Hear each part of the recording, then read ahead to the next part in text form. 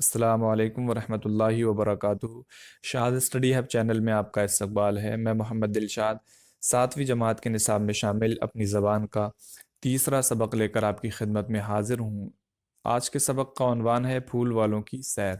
چلیے ہم اسے شروع کرتے ہیں۔ ہمارے ملک ہندوستان میں الگ الگ مذہبوں کے ماننے والے رہتے ہیں۔ ہندو، مسلمان، سکھ، عیسائی سبھی لوگ اپنے اپنے مذہبی تہوار جیسے دیوالی، عید، گرو پرو اور کرسمس بڑے جوش و خروش سے مناتے ہیں۔ اگر ہندوستان کی گنگا جمنی تہذیب اور ہندو مسلم بھائی چارے کو کسی تہوار کی شکل میں دیکھنا ہو تو دہلی کے مشہور میلے پھول والوں کی سیر کا میلہ دیکھنا چاہیے۔ یہ دلی کا سب سے مشہور میلہ ہے۔ اس میلے میں یہ تہوار کی ابتدا تقریباً 250 سال پہلے مغل بادشاہ اکبر شاہ ثانی کے زمانے میں ہوئی تھی۔ یہ وہ زمانہ تھا جب انگریز ہندوستان کی حکومت میں دخل دینے لگے تھے۔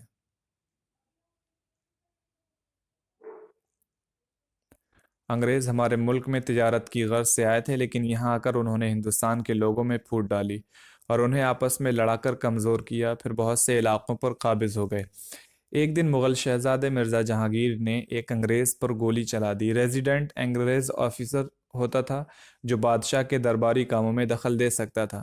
سزا کے طور پر انگریزوں نے شہزادے کو الہ آباد میں قید کر دیا۔ بیچارہ بادشاہ کچھ بھی نہ کر سکا۔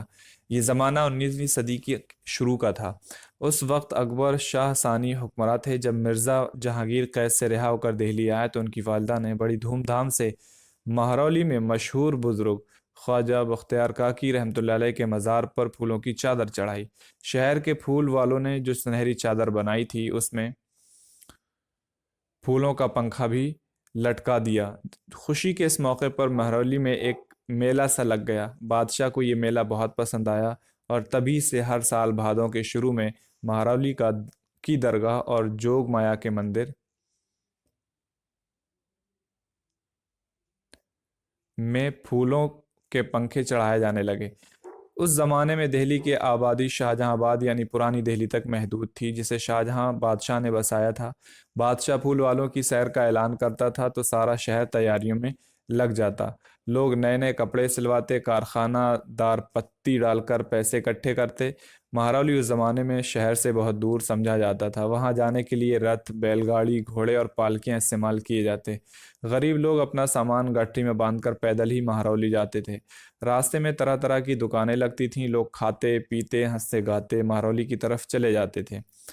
کوئی گھوڑے پر سوار، کوئی پالکی پر لدا ہوا، کہار ہانپتے کانپتے بھاگ رہے ہیں۔ اس میلے میں صرف مرد ہی جاتے تھے، عورتیں شہر میں ہی رہتی تھیں۔ گھوڑوں کی سجاوٹ اور پالکیوں کی بناوٹ قابل دید ہوتی تھی، یعنی دیکھنے کے لائق ہوتی تھی۔ پھول والوں کی سیر کے موقع پر دہلی کا شہر تقریباً خالی ہو جاتا تھا۔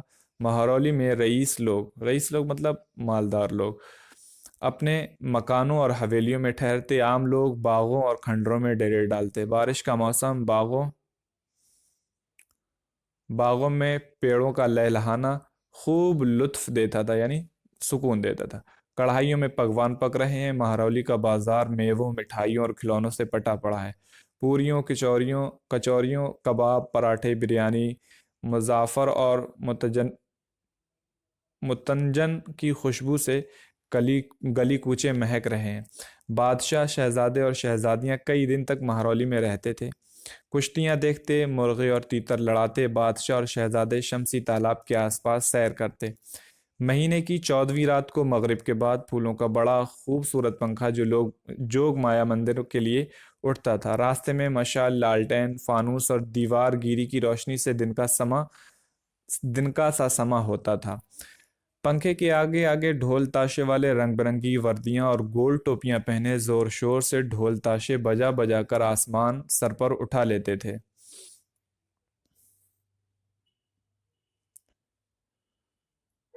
پہلوانوں کے اکھاڑے زور دکھاتے تھے۔ سکے کٹورے بجا بجا کر پانی پلاتے جاتے۔ سب سے آخر میں پنکھا اور پھول والوں کا غول ہوتا تھا۔ پنکھا بہت بڑا ہوتا تھا اور بانس کی کھپچیوں پر رنگ برنگی پتیاں چڑھی ہوتی۔ آئینے لگے ہوتے۔ رنگ برنگ کے پھولوں کی بہار کے ساتھ پنکھا ایک لمبے بانس پر لٹکا ہوتا تھا۔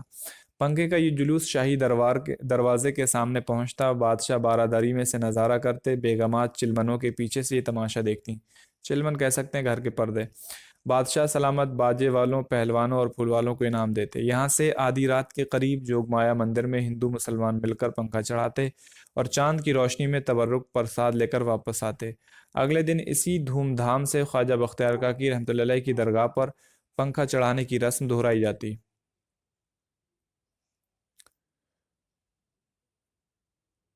بادشاہ اور شہزادے دونوں پنکھے کے ساتھ ساتھ احترام سے چلتے تھے۔ آخری مغل بادشاہ بہادر شاہ ظفر کے زمانے میں پھول والوں کی سیر کا میلہ اور زیادہ برونق ہو گیا تھا کہ 1857 میں عوام نے انگریزوں کے خلاف جنگ چھیڑ دی۔ کچھ مہینے بعد یہ جنگ ناکام ہوئی اور دہلی برباد ہو گئی۔ جب مغلوں کی بادشاہت ہی مٹ گئی تو پھول والوں کی سیر کون کرتا؟ چنانچہ یہ میلہ بند ہو گیا۔ آزادی کے بعد ہندوستان کے ہر دل عزیز وزیر اعظم جواہر لال نہرو نے ہندو مسلم بھائی چارے کے اس خوبصورت تہوار کو دوبارہ شروع کرایا۔ شاہی زمانے میں یہ میلہ برسات میں لگتا تھا، آج کل یہ اکتوبر کے مہینے میں ہوتا ہے۔ ان دنوں موسم گلابی ہوتا ہے اور ہر طرف ہریالی چھائی رہتی ہے۔ حالانکہ پھول والوں کی سیر میں پہلے جیسا جوش و خروش تو اب نہیں رہا، لیکن حکومت نے ہندو مسلم بھائی چارے کو فروغ دینے کے لیے اس تہوار کو زندہ رکھا ہے۔ آج بھی ہندو مسلم، سکھ، عیسائی بڑی تعداد میں اس میلے میں شامل ہوتے ہیں۔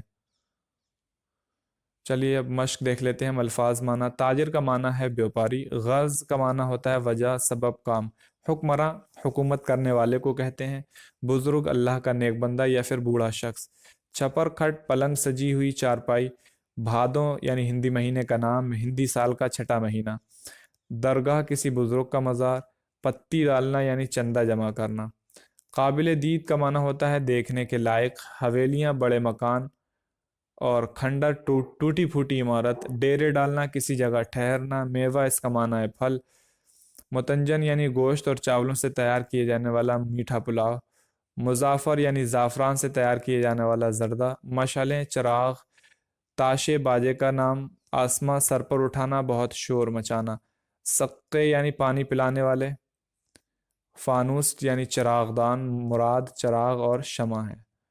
اس کے بعد دیوار گیری یعنی دیوار سے لٹکے ہوئے چراغ یا شمع، جلوس بہت سارے لوگوں کا اکٹھا کسی مقام تک جانا، بارہ دری یعنی 12 دروازے والا محل۔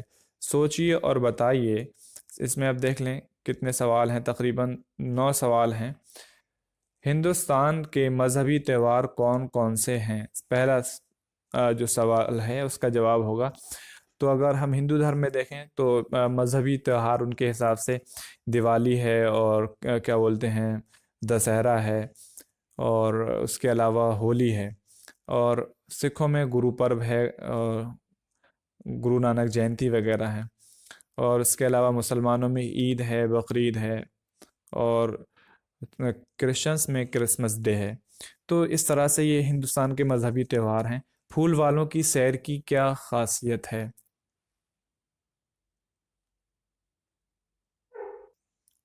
سوال نمبر 2 کا جواب ہوگا کہ پھول والوں کی سیر کی خاصیت یعنی اس میلے کی خاصیت یہ ہے کہ ہندوستان کی گنگا جمنی تہذیب اور ہندو مسلم بھائی چارہ عام طور پر دیکھنے میں ملتا ہے۔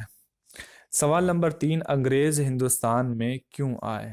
تو انگریز ہندوستان میں جو آئے تھے، ظاہری طور پر ان کا مقصد تھا ہندوستان میں تجارت کرنا، یعنی تجارت کی غرض سے وہ لوگ ہمارے ملک میں آئے تھے۔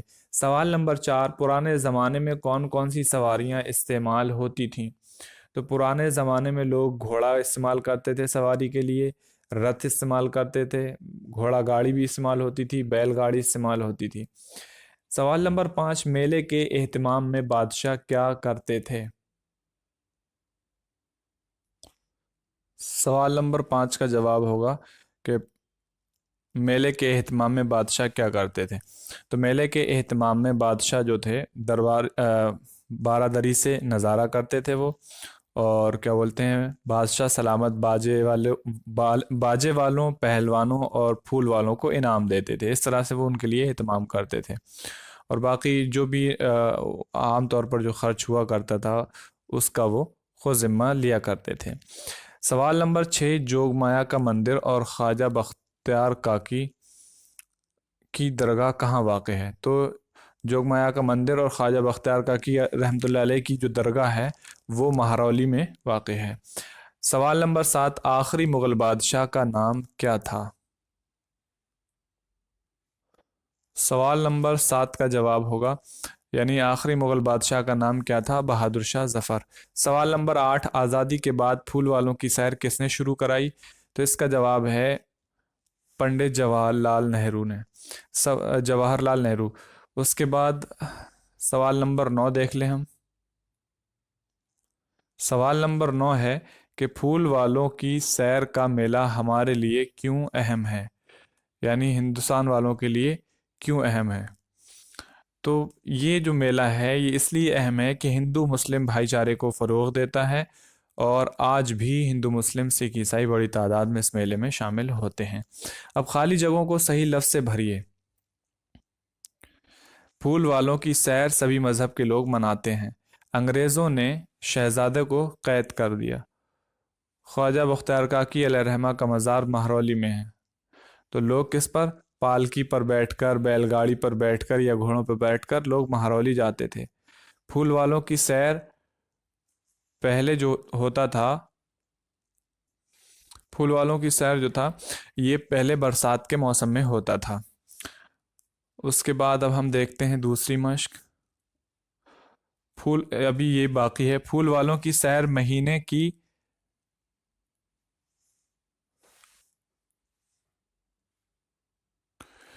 तो इसमें ये खाली जगह जो है, फूल वालों की सैर महीने की कौन सी रात को मनाया जाता था? 14वीं रात को मनाया जाता था। पहले दिन फूलों का पंखा जोग माया के मंदिर पर चढ़ाया जाता था। दूसरे दिन फूलों का पंखा ख्वाजा बख्तियार काकी अलैहिर्रहमा की दरगाह पर चढ़ाया जाता था। अब नीचे लिखे हुए लफ्ज़ों को अपने जुमलों में इस्तेमाल कीजिए। जोश व खरोश यानी जज्बा, दखल यानी मुदाखलत वगैरह, तो इसे आप इस्तेमाल करें। क़ैद, दारुसल्तनत, फ़रोग़, एहतराम, गोल, परसाद। तो परसाद कहते हैं जो न्याज वगैरह तबर्रुक होती है उसको मंदिर में जो बढ़ता है तो उसे परसाद कहते हैं। अब बुलंद आवाज़ से पढ़िए। बिला बिला तकल्लुफ़ मतलब तकल्लुफ़ ना होना। दारुसल्तनत, मुज़ाफ़र, मुतंजन, मशालें, फ़रोग़। वाहिद से जमा और जमा से वाहिद बनाइए। मज़ाहिब ये जमा है, इसका वाहिद होगा मज़हब। इलाका वाहिद है, इसकी जमा होगी इलाक़ों। अंग्रेज़ों जमा है, इसका वाहिद होगा अंग्रेज़। गाड़ी वाहिद है, जमा होगा गाड़ियाँ। पंखों जमा है, वाहिद होगा पंखा। पालकी वाहिद है, जमा होगा पालकियों या पालकियाँ। हवेली वाहिद है, जमा होगी हवेलियों। कढ़ाई वाहिद है, जमा होगी कढ़ाइयों। इन लफ्ज़ों के मुतज़ाद लिखिए।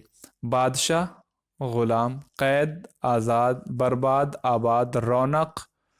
और हम कह सकते हैं रौनक का मुखालिफ जो लफ्ज़ होगा वो होगा बेरौनक, पसंद या नापसंद। उसके बाद अमली काम। फूल वालों की सैर अपने लफ्ज़ों में लिखिए। तो आप फूल वालों की सैर अपने लफ्ज़ों में लिखने की कोशिश करें। पैराग्राफ के हिसाब से आप उसे अपने अल्फाज में तब्दील कर लें। किसी मेले का आंखों देखा हाल अपने लफ्ज़ों में बयान कीजिए। तो आप ये भी कर सकते हैं। और बहुत ज़्यादा मुश्किल होती है जब तलबा से पूछा जाता है इस तरह की एक्टिविटी के लिए कि फूल वालों की सैर अपने लफ्ज़ों में लिखिए। अब अगर आपके पास मवाद ज़हनी तौर पर नहीं है, यानी आपके जहन में मवाद नहीं है, तो एक बहुत ही अच्छा तरीक़ा है कि आप जो किताब में पैराग्राफ लिखा है उसी को ही तब्दील कर दें। इसका मैं छोटा सा एग्जांपल देना चाहूँगा, मिसाल दे दूँ इसकी, उसके बाद हम वीडियो ख़त्म करेंगे। और ये थोड़ी तवील हो सकती है वीडियो, बस थोड़ी सी मिसाल देनी है। ये देख लें, आखिरी पैराग्राफ है इस सबक का। अगर आपको लिखना है किस तरीके से पूरी कहानी आप अपने अल्फाज में लिख सकते हैं, तो अगर आपके पास अपने अल्फाज नहीं है फिर भी आपको अपने अल्फाज में लिखना है तो ये थोड़ा अजीब सी बात हो गई। लेकिन आप देखें किस तरीके से आप कर सकते हैं। आपको क्या करना है कि ये जो जुमला लिखा हुआ है इस जुमले में लफ्ज़ों की तरतीब बदल करके, जुमला यही रहे लेकिन आप तरतीब बदल दें तो ये आपके अपने अल्फाज हो जाएंगे। लिखा है, हालांकि फूल वालों की सैर में पहले जैसा जोशो खरोश तो अब नहीं रहा। तो आप क्या बोलेंगे? हालांकि, अब यहां से आपने पहले इसको इसको सबसे पहले आप लिखेंगे, हालांकि पहले जैसा जोशो खरोश, ये माजरत, पहले जैसा जोशो खरोश फूल वालों की सैर में तो अब नहीं रहा। تو اب نہیں رہا کر سکتے ہو یا اب تو اس کے بعد نہیں رہا. تو اب کس طریقے سے لکھو گے؟ یہ جملہ تبدیل کر دو گے تو جو الفاظ ہیں حالانکہ